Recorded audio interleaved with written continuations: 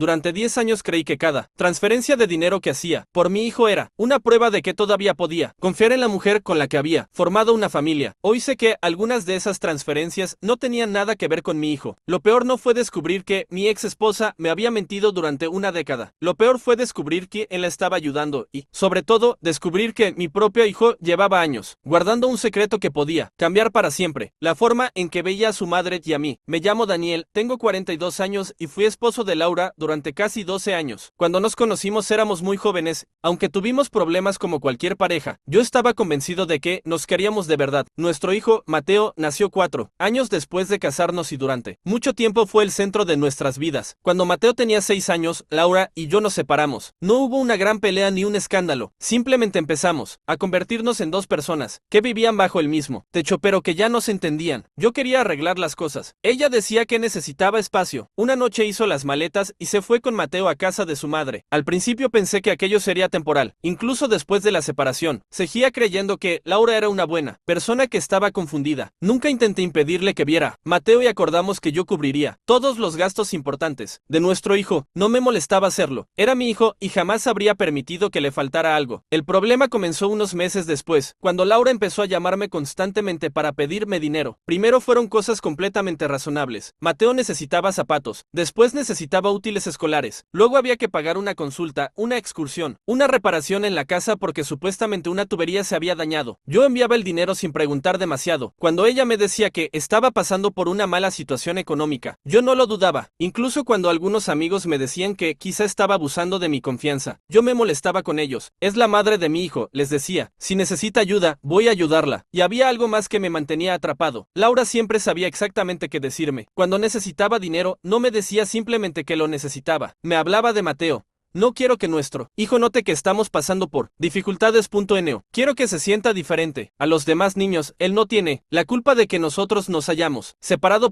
Cada vez que escuchaba esas palabras, yo terminaba enviando más de lo que me había pedido. Con los años, la cantidad fue aumentando. Ya no eran pequeñas transferencias, eran pagos mensuales, gastos extraordinarios, dinero para vacaciones escolares, reparaciones, ropa, tecnología y supuestas emergencias. Algunas veces Laura incluso me decía que Mateo necesitaba algo que yo no podía comprobar porque ella siempre estaba con él. Y cuando yo preguntaba directamente a mi hijo, él respondía lo mismo: sí, papá, mamá dice que lo necesitamos. Eso era suficiente para mí. Durante 10 años nunca pensé que mi hijo estuviera mintiendo, hasta que cumplió 16. Ese día fui a recogerlo para pasar el fin de semana conmigo. Estaba más callado de lo normal. Al principio pensé que había tenido problemas en la escuela. Durante el camino intenté hacerlo hablar, pero solamente miraba por la ventana. Finalmente, cuando llegamos a mi casa, dejó su mochila en el suelo y me dijo algo que todavía recuerdo palabra por palabra. Papá, ¿cuánto dinero le mandas a mamá cada mes? Me quedé sorprendido y le pregunté por qué quería saberlo. Mateo bajó la mirada y respondió: porque ella me dijo que tú estabas obligado a darle ese dinero, pero ayer escuché una conversación y creo que no es verdad. Sentí un nudo en el estómago. Le pregunté qué había escuchado, pero no quiso responderme inmediatamente. Se sentó en el sofá y empezó a jugar con las manos. Después de unos minutos me dijo que su madre había recibido una transferencia importante y que, cuando él le preguntó para qué era, ella había contestado que era para pagar cosas de la casa. Pero Mateo sabía que yo también había enviado dinero esa misma semana para pagar sus gastos escolares. Entonces dijo algo que me dejó completamente confundido: papá, yo nunca te pedí muchas de esas cosas. Pensé que simplemente no recordaba. Le mencioné algunos de los gastos de los últimos meses y él empezó a negar uno por uno. No necesitaba ropa nueva. No había tenido ninguna excursión. La reparación de la casa había sido pagada por otra persona y una supuesta computadora que yo había comprado para sus estudios nunca había llegado a sus manos. Le pregunté dónde estaba esa computadora. Mateo me miró fijamente y respondió: no sé,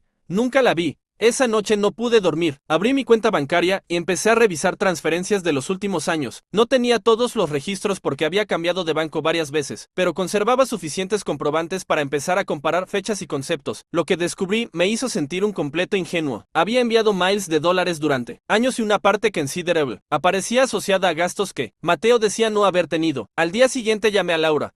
No le grité, no le insulté, simplemente le pregunté por la computadora. Hubo un silencio extraño. Después me dijo que seguramente Mateo estaba confundido. Le pregunté por la excursión. Otro silencio. Entonces me dijo algo que me hizo cambiar completamente el tono de la conversación. ¿Vas a empezar a desconfiar de mí por todo lo que nuestro hijo dice? Esa frase me pareció extraña, porque yo no había mencionado a Mateo. Ella ya estaba pensando en culparlo. Le pregunté directamente dónde estaba el dinero. Laura empezó a llorar. Me dijo que yo estaba siendo cruel, que había pasado 10 años, sacrificándose por nuestro hijo y que ahora yo quería hacerla parecer una mala madre. Terminó la llamada diciéndome que, si seguía investigando, podía causar un daño irreparable a Mateo. Durante mucho tiempo pensé que aquello era simplemente una forma de manipularme. Ahora sé que era una advertencia. 2 días después, Mateo me pidió hablar conmigo otra vez. Esta vez sacó de su mochila un teléfono viejo. Me dijo que lo había encontrado escondido dentro de una caja en la habitación de su madre. No sabía la contraseña, pero había conseguido abrirlo porque estaba vinculado a una cuenta familiar. Había mensajes antiguos. Al principio no entendí por qué quería enseñármelos. Entonces vi un nombre que conocía perfectamente: Sergio.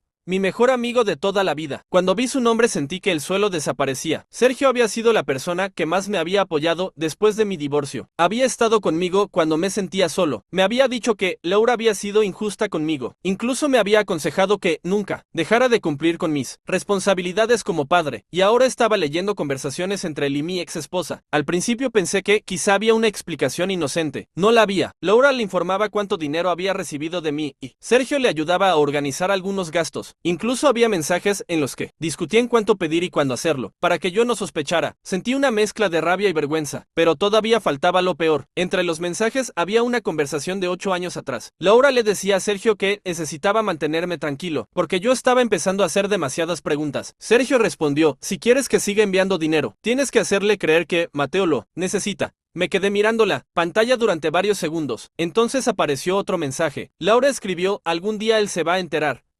Sergio respondió: para entonces ya habrá pagado todo. No sabía qué significaba todo, hasta que encontré un documento fotografiado dentro del mismo teléfono. Era un contrato. Laura había comprado una propiedad pequeña años atrás. El pago inicial coincidía casi exactamente con una de las mayores transferencias que yo había hecho supuestamente para una emergencia de Mateo. Me quedé sin palabras, pero todavía no podía creer que todo hubiera sido planeado. Pensé que quizá Laura había actuado sola. Entonces apareció una conversación todavía más antigua y ahí descubrí que Sergio no era el único involucrado. La madre de Laura también sabía lo que estaba ocurriendo. De hecho, parecía saberlo desde el principio. Había mensajes en los que ella aconsejaba a Laura cómo hablar conmigo. Le decía qué situaciones mencionar, qué gastos inventar y cuándo involucrar a Mateo para que yo sintiera culpa. Pero había algo todavía más extraño. En uno de los mensajes, la madre de Laura escribió: lo importante es que Daniel nunca descubra por qué realmente terminó el matrimonio. Me quedé congelado. ¿Por qué había terminado realmente nuestro matrimonio? Durante 10 años había pensado que Laura se había cansado de mí, había pensado que yo había fallado como esposo. Había cargado con esa culpa durante una década. Así que busqué mensajes anteriores a nuestra separación. Encontré uno. Laura hablaba con su madre. Decía que quería separarse de mí, pero no porque hubiera dejado de quererme. Decía que necesitaba hacerlo parecer natural. Su madre le preguntó por qué. Laura respondió: porque si sabe la verdadera razón, no va a aceptar ayudarme después. No entendía. Hasta que encontré otro mensaje. Laura había acumulado deudas antes de nuestra separación, muchas más de las que yo imaginaba. Había utilizado dinero de nuestro matrimonio para cubrir problemas financieros, que nunca me contó. Cuando supo que yo estaba pensando en vender una propiedad que teníamos para comenzar una nueva etapa, tomó una decisión: separarse, quedarse con una parte de los bienes y después utilizar a Mateo para mantener un flujo constante de dinero. Pero entonces apareció una última pieza que no esperaba. Un mensaje de Sergio a Laura decía: ya no puedo seguir haciendo esto. Daniel no merece lo que estamos haciendo.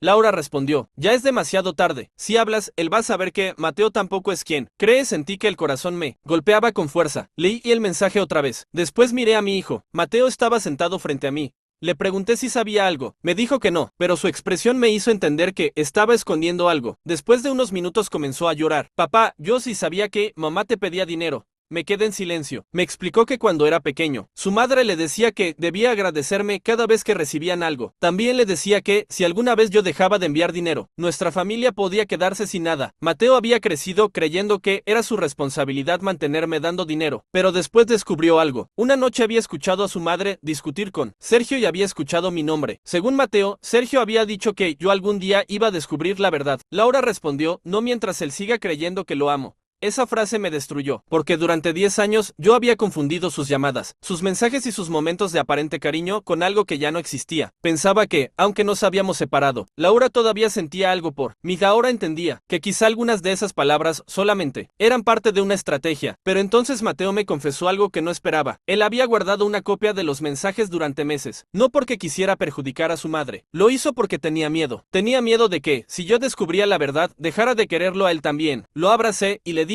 que nada de aquello era culpa suya. Por primera vez en 10 años, sentí que mi hijo no estaba en medio de nuestra historia, estaba atrapado dentro de ella. Decidí enfrentar a Laura. Le dije que sabía de las transferencias, de Sergio, de su madre y de la propiedad. Ella negó todo hasta que le mostré los mensajes. Entonces dejó de llorar. Me miró fijamente y dijo, ¿quieres saber la verdadera razón por la que hice todo esto? Le dije que sí, y su respuesta me sorprendió. No quería que te fueras. Pensé que estaba intentando manipularme otra vez, pero continuó. Cuando nos separamos, yo estaba convencida de que algún día volverías. Cada vez que te pedía dinero, sabía que tendrías que hablar conmigo. Sabía que preguntarías por Mateo, sabía que seguirías estando presente. Me dijo que el dinero comenzó como una forma de mantenerme cerca. Después se convirtió en una costumbre y finalmente se convirtió en algo que ya no podía controlar. Pero entonces le pregunté por Sergio. Laura bajó la mirada. Él me ayudó porque estaba enamorado de mí. Aquello fue el último golpe. Mi mejor amigo llevaba años ayudando a mi ex esposa a engañarme, pero había una última sorpresa. Sergio no era el padre de Mateo.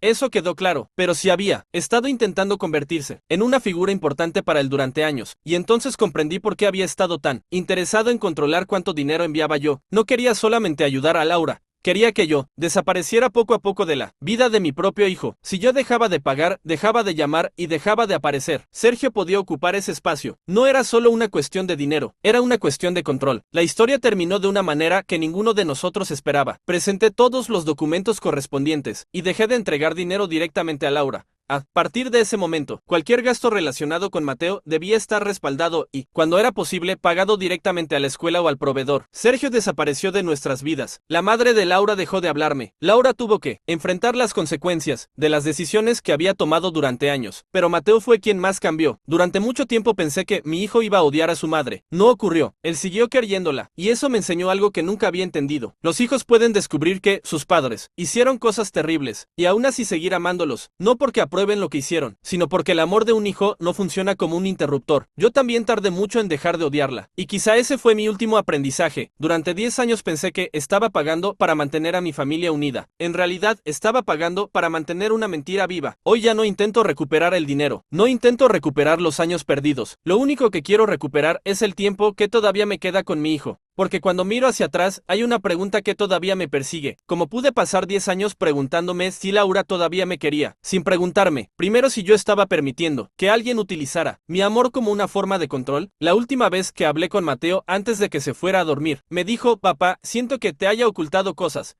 Lo miré y le respondí, no tienes nada que disculparme, tú también eras un niño. Entonces me abrazó, y mientras lo abrazaba entendí que, después de 10 años, finalmente había recuperado algo que el dinero nunca pudo comprar, la verdad. Y aunque la verdad me había costado una década, una amistad, un matrimonio y una parte de mi vida que nunca volvería, al menos ahora sabía algo que antes no sabía. A veces la persona que más te convence de que estás haciendo todo por amor es, precisamente, la persona que más teme que descubras la verdad. Desde aquel día, cada vez que alguien me dice que el dinero es la mejor manera de demostrar amor, recuerdo todo lo que ocurrió y pienso exactamente lo contrario. El amor verdadero no debería necesitar una transferencia bancaria para demostrar que existe.